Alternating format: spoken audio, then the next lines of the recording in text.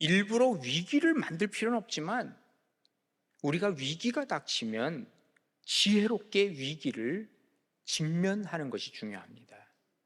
그렇기 때문에 위기가 변화되어서 역전하는 사태를 우리가 맞이할 수 있다 하는 것입니다. 과연 이 위기를 역전으로 바꾸기 위해서 우리의 자세가 어떤 자세를 취해야 할 것인가 하는 것을 오늘 말씀을 통해 배우는데, 첫째는 긍정적 자세가 필요합니다. 오늘 본문 12절과 13절에 보시면 형제들아 내가 당한 일이 도리어 복음 전파에 진전이 된 줄을 너희가 알기를 원하노라. 지금 사도 바울은 큰 어려움을 당하고 있어요. 지금 어디에서 이 편지를 쓰고 있죠? 감옥에서 쓰고 있는 거예요.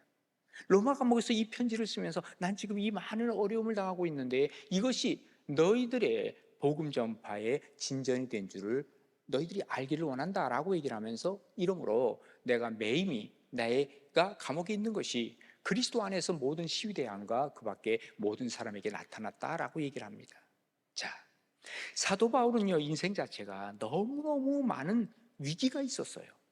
어느 정도로 얘기를 하고 있냐면 고린도후서 12장에 보면 이렇게 얘기를 합니다. 내가 수고를 넘치도록 하여서 옥에 갇혔어요. 그것도 한두 번 아니에요. 여러 번 갇혔어요. 매도 수없이 맞았어요. 여러 번 죽을 뻔했어요. 또 유대인들에게 40에 하나 감한 매를 5번이나 맞았다 그랬거든요. 여기 매를 때리는데요, 유대인들은 39대까지 때려요. 왜냐하면 40대를 때리면 죽어, 사람들이 대부분. 그래서 39대까지 때리는데 그걸 몇 번이나 맞았냐면 5번이나 맞았대요. 예. 그리고 3번 태장으로 맞아요. 태장이 뭔지 아시죠? 엎드려 뻗쳐가지고 맞는 태장. 그리고 한 번은 돌로 맞았어요. 그리고 바다를 가다가 이 항해를 하다가 이 전도하러 가다가 배 타고 가면서 3번 파선했고요. 일주일에 깊은 바다에서 지냈대요. 여러 번 여행하면서 강의 위험도 있었고요. 또 강도의 위험도 있었고요. 동족의 위험도 있었고요. 이방인들이 그렇게 위협을 하고 죽이려고 하고, 또 시내의 위험, 광야의 위험, 그리고 바다의 위험, 거짓 형제들의 위험 다 당해봤다는 거예요. 또 수고하고 애쓰고 여러 번 잠자지 못하고, 그리고 줄이고 목마르고 여러 번 굶고 춥고 헐벗었대요. 자, 여러분에게 물어볼게요. 이 정도 나도 이 정도 위기를 많이 당해봤습니다. 손 들어봐. 예. 여러분 위로해드릴게. 아마도 이 정도의 위기가 있는 사람은 쉽지 않을 거예요. 근데 사도 바울은 이 어려운 위기와 위험과 어려움 속에서 오늘 본문에 얘기를 하고 있는 거예요. 12절에 뭐라고 얘기를 합니까? 형제들아 내가 당한 일이 도리어 복음 전파에 진전이 된 줄을 너희가 알기를 원한다. 오히려 이것 때문에 난 더 복음을 전하게 되었다라고 하는 것을 얘기하고 있는 것이죠. 위기라고 하는 것은 위기 속에서 능력이 나타납니다. 그래서 우리말에 그런 말이 있습니다. 난세의 영웅이 난다는 거예요. 위기 속에 어떤 영웅이 그 공동체를 구하는 내용들이 많은 곳에서 역사를 통해 일어나고 있잖아요. 그래서 요즘도 어떤 얘기를 하냐면 위기 관리 능력이라는 표현을 합니다. 지도자는 위기 관리 능력이 있어야만 한다는 거예요. 그런데 위기 관리 능력을 우리가 처음부터 배양하고 있느냐? 아닙니다. 이건 훈련을 통해서도 일어날 수 있고, 특별히 우리 그리스도인들은 신앙적 훈련을 통해서 위기 관리 능력을 우리는 배양하고 있는 겁니다. 우리가 신앙을 갖게 되면 일단은 내가 안정감이 있어요. 내가 신앙을 갖게 되면 하나님께서 나를 도우실 것이다. 지금 이 위기 속에서 하나님 나를 붙드신다 하면 안정감이 생기니까 그 다음부터 어떡합니까? 머리가 돌기 시작하는 거예요. 생각이 지금 나기 시작하는 거예요. 그렇지 않으면 담담해집니다. 위기가 닥치면 아무것도 생각나지 않습니다. 위기와 함께 넘어지는 것입니다. 위기와 함께 쓰러집니다. 그런데 그렇지 않고 하나님 앞에서 서는 사람들은 위기 속에서 내가 이것을 어떻게 할 것인가 하는 것이 하나님이 주시는 지혜로 다시 한번 생각하게 되는 것이죠. 그래서 사도 바울은 고린도후서 12장 10절에 뭐라고 얘기를 하냐면, 그러므로 내가 그리스도를 위해서 약한 것들, 나 약하거든, 그 얘기예요. 또 내가 능욕을 당하고 궁핍을 있었고 박해를 당해 공고를 당해 그래도 나는 기뻐한다. 왜? 이것은 내가 약한 그때에 내게 능력 주시는 그분 안에서 나는 할 수 있다. 강함이 주님 앞에서 오기 시작한다 하는 것을 그런 고백을 하고 있는 것입니다. 바울의 긍정은 진짜로 초긍정입니다.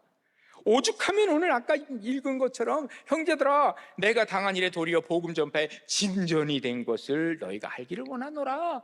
이러므로 나의 메인 것이 그리스도 안에서 모든 시위대 안과 그 밖에 모든 사람에게 나타났다 그랬어요. 이 말은 무슨 말이에요? 내가 매였기 때문에 지금 시위대 안에 많은 사람들이 달라지기 시작했다. 왜 달라지기 시작했을까요?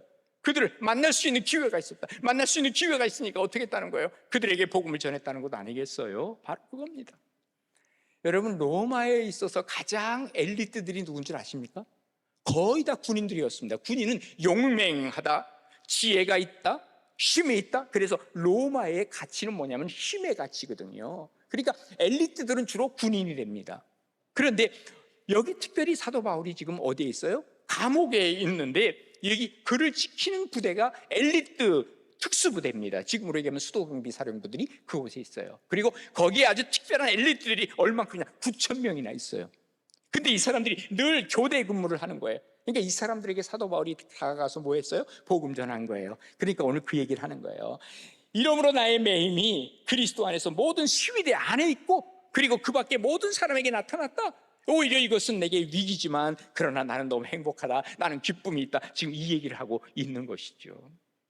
사도 바울뿐만 아니라 요셉 같은 사람도 자기의 위기 속에서 오히려 감사할 수 있었고 기뻐할 수 있었다고 생각이 듭니다. 여러분, 요셉이 어떤 사람입니까? 형들에 의해서 팔려갔어요. 그죠?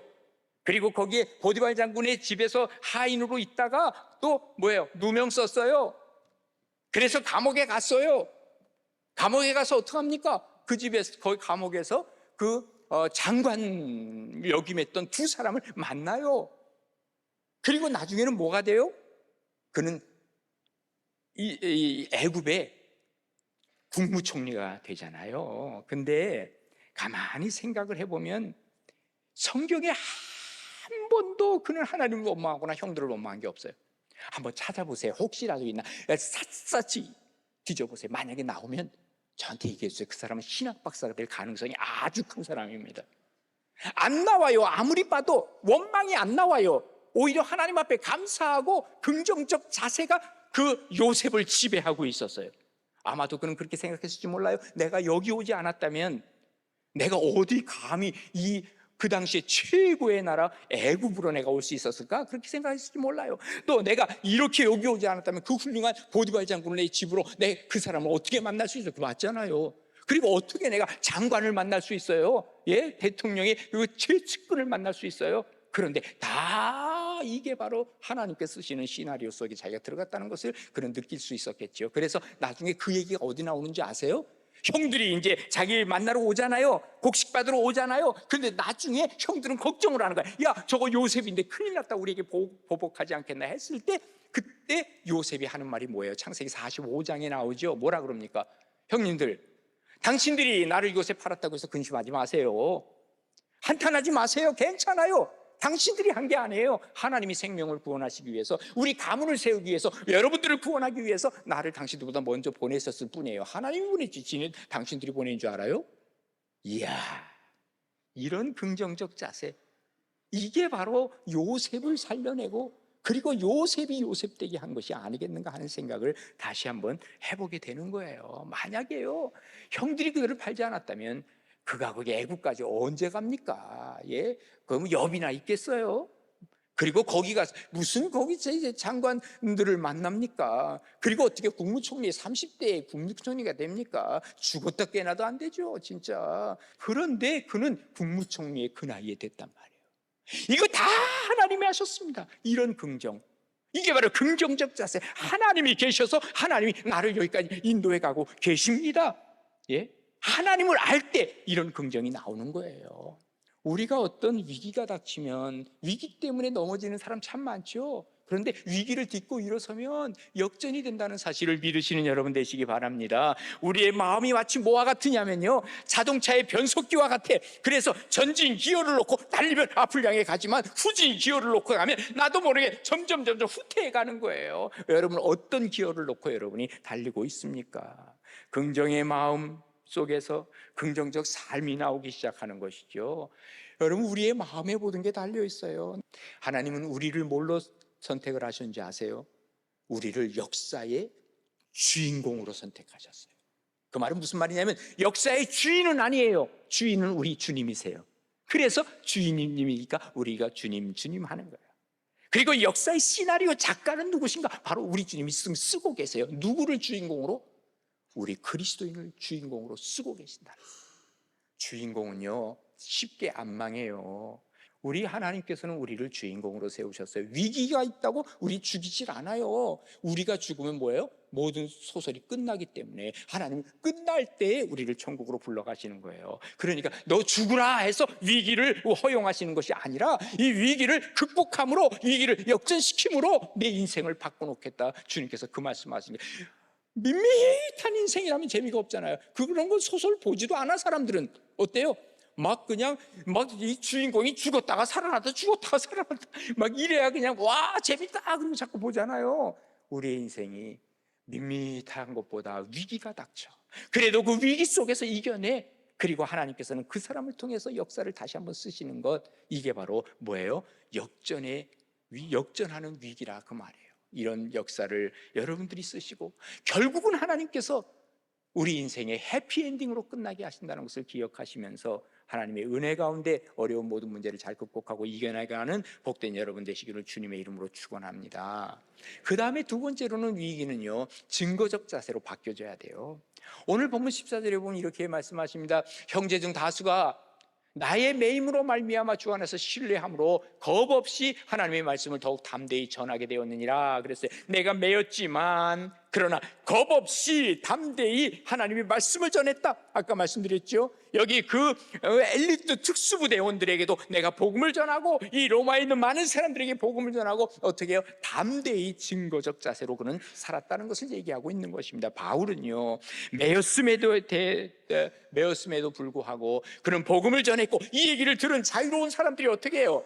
그리스도인들이 감옥에 있는 바울도 저렇게 전도하는데 야 우리 이렇게 해서는 안 되지. 거기에 자극을 얻어서 많은 사람들이 증거하는 증거적 자세로 사람들을 바꿔가는 것입니다. 하나님의 도우심을 받고 싶다면 우리가 증거적 자세로 바뀌어지는 거예요. 그리고 증거적 자세로 바뀌어지기 시작하면 하나님의 도움의 손길이 오기 시작하는 거예요. 로마로 끌려가면서 배에서 배가 항해를 하다가 유라굴라를 만나잖아요. 광풍을 만나잖아요. 사람들이 다 죽었다 생각을 하는 위기입니다. 정말 위기 중에 위기입니다. 그런데 사도 바울이 하나님 앞에 기도했을 때 야, 너 로마까지 간단다. 와, 이러한 위기 속에서 하나님이 인도하시는 거예요.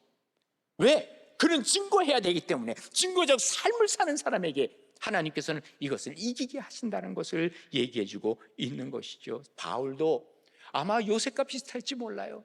자기가 로마로 간다고 했을 때 지금 신분이 뭐예요? 그는 죄수의 몸이 되어서 호송당하고 있는 겁니다. 만약에 자기가 자기 계획 속에서 로마로 간다 그러면 생각해 보세요. 여비 마련해야죠. 또 배상 마련해야죠. 또 숙박비 마련해야 되죠. 또 안전하지 않으니까 또 안전은 하나 고용해야 되죠. 돈 엄청 들 거예요. 아마 가기 쉽지 않을 거예요. 그런데 자연스럽게 백부장, 로마에서 임명한 백부장이 다 호위해 주지요. 배도 공짜로 타고 가지요. 숙박비도 하나 들지 않죠. 완전히 국비 유학생이란 말이에요. 그러니 얼마나 바울은요 지금 감사해요. 왜? 뭐 때문에? 증거적 삶을 사는 사람에게 하나님께서 이런 복을 내리신다는 것을 그는 깨닫고 있는 것이죠. 이 증거적 삶이 정말로 이렇게 사람을 다 바꿔놓는 것입니다. 미국의 역사 중에서 특별히 무디 선생은 대단한 역사의 중요한 인물입니다. 그는요 여기저기 복음을 전했던 사람입니다. 어떤 사람에게 복음을 전했더니 이 사람이 아직 나한테 얘기하지 마시오. 나 귀찮아. 왜 당신은 그렇게 나만 보면 전도하려고 그래? 그래 화내는 거예요. 그러니까 여기 무디 선생이 다 화내는 건 당신의 마음이지만 당신은 그래도 예수를 믿어야 돼. 왜냐하면 나는 예수를 증거하는 직업이 바로 그 직업이요. 그랬습니다. 그랬더니 제발 좀 그런 직업 좀 버릴 수 없어? 아니요, 이것은 하나님이 나에게 주신 직업이요. 그게 직업이라. 쉽게 얘기해서 우리 개인 인간은요 그리스도인들은 다 직업이 하나씩 있어. 그죠? 여러분 다 직장 다르잖아요. 그런데 우리의 본업이 뭐냐 그 말이에요. 내가 어디에서 무슨 일을 하든지 간에 그리스도인들은 복음을 증거하는 것이 바로 진짜 직업이라고 말해요. 그러니까 우리가 혹시 직장을 잃다 하더라도 문제가 되지 않아요. 왜? 나는 전도하는 이 직업을 잃어버리지 않았기 때문에 그런 것이죠. 하나님을 증거적 자세로 우리가 살아갈 때 하나님께서 기뻐하시죠. 하나님이 기뻐하신다는 말은 거꾸로 얘기하면 뭐예요? 마귀가 괴로워하는 거예요. 그래서 전도할 때 마귀가 방해합니다. 예. 그래서 우리는 위기를 맞이할 때가 종종 있어요. 그러나 주님께서는 걱정하지 말래요. 그래서 마태복음 5장 11절에 뭐라고 말씀하시냐면요, 야, 전도하다가 나로 말미암아 너희가 욕먹지, 박해당하지, 그리고 거짓으로 너희를 거슬려서 모든 악한 말을 마귀가 사람들을 통해서 하지, 야, 염려하지 마. 그때 너희들에겐 복이 있어. 기뻐하고 즐거워하라. 하늘에서 너희의 상이 큼이라. 너희 전에 있던 선지자들도 이같이 박해를 당했어. 그러나 다 이 사람들을 내가 그 사람들을 받아들이지 않았겠느냐, 그 말을 예수님께서 하시는 겁니다. 그리스도인의 삶은 언제나 우리가 증거하는 삶이에요. 신앙 고백적 삶이에요. 누구에게? 먼저 하나님 앞에 신앙 고백, 또 다른 사람 앞에서도 신앙 고백이 나와, 당연히. 그래서 사도 바울은 로마서 10장 10절에 뭐라고 얘기를 합니까? 사람이 마음으로 믿어요, 그리고 입으로 시인하여 구원에 이른다 그랬어요. 이게 무슨 말입니까? 나 마음으로 다 믿고 있는데 하나님 다 아시죠? 마음으로 하신 하나님. 그리고 아무를 안 하고 입 다물고 있어. 이건 안 된다, 그 말이에요. 마치 뭐와 같으냐면 택시를 타고 어딜 갑니다. 10,000원 나왔습니다. 운전기사가 얘기를 하니까 5,000원을 주면서, 예, 5,000원은 내 마음으로 낼게요. 뺨따고 맞습니다. 마음도 중요하지만 그 마음에 담긴 입으로 나오는 말과 행위가 중요하다는 것을 얘기해주고 있는 것입니다. 하나님께서 우리에게 증거적 자세만 있으면, 그 다음에 하나님의 모든 위기도 극복하게 하실 정도가 아니라 하나님께서 주시는 놀라운 은혜가 우리 가운데 임한다는 거죠. 사도 바울은 복음을 갖고 있을 때 언제나 위기였어요. 1차, 2차, 3차 전도에 다 위기 아니었습니까? 아까 우리 읽었지만 고린도 후서에 나오는 그 말씀 그대로란 말이죠. 그럼에도 불구하고 그는 증거적 자세를 가지고 어떻게 했어요? 전진했다 그랬습니다. 놀라운 사실은 이렇게 증거할 때마다 박해는 있었지만 하나님의 이적이 일어나기 시작해. 이게 바로 뭐예요? 위기의 역전이었다고 하는 것이죠. 모쪼록 내가 하나님 앞에 어떤 위기 혹은 역경, 위험 당하고 있다면 증거적 자세로 이걸 한번 전환해봐요. 그때부터 하나님께서 이 위기가 역전되어서 이것이 하나님이 주시는 놀라운 은혜로 변화된다는 사실을 기억하시면서 여러분의 위기도 변화되는 역사가 일어나기를 주님의 이름으로 축원합니다. 마지막 한 가지를 얘기한다면 열려진 자세예요. 오늘 여기 개방적 자세라고 그랬는데 열려진 자세라고 좀 제목을 바꾸면 좋겠어요. 어쨌든 똑같은 거예요. 자, 15절에 보시면 어떤 이들은 투기와 분쟁으로, 어떤 이들은 착한 뜻으로 그리스도를 전파한다 그랬어요. 어떤 사람은 뭐라 그러냐면요, 에이, 내가 누구보다도 내가 전도 더 많이 해야지, 이런 마음을 가지고 전도하는 거예요. 또 어떤 사람은 그래, 하나님이 하라 그랬으니까 나는 하나님 말씀에 순종하려고 하는 거야. 착한 뜻으로 그리스도를 전파하는 거예요. 자, 이들은 내가 복음을 변증하기 위하여 세우심을 받은 줄 알고 사랑으로 하나, 후의 사람들은 사랑으로 이 모든 것을 대해요. 그런데 바울이 하는 말은 그들은 나의 매일매일 괴로움을 더하게 할 줄을 생각하여 순수하지 못하게 다툼으로 그리스도를 전파한대요. 이게 뭐예요? 야, 사도 바울이 감옥에 갔다, 감옥에. 아이고야, 그 사이에 내가 더 많이 전도해야 되겠다. 어떤 시기와 질투 속에서 전도를 한다는 거예요. 그런데 사도 바울 하는 말 보세요. 그러면 무엇이냐? 거칠애로 하나, 참으로 하나, 무슨 방도로 하든지 전파되는 것은 그리스도니 이로써 나는 기뻐하고 또한 기뻐하리라 그랬어요. 사도 바울의 어떤 마음을 봅니까? 지금 열린 마음, 넓은 마음, 포용하는 마음을 우리는 볼 수 있는 거예요. 사도 바울을 많은 사람들이 시기했습니다. 아니, 바울이 왜 사도야? 사도는 뭐예요? 주님과 함께 생활했던 사람이 사도거든요.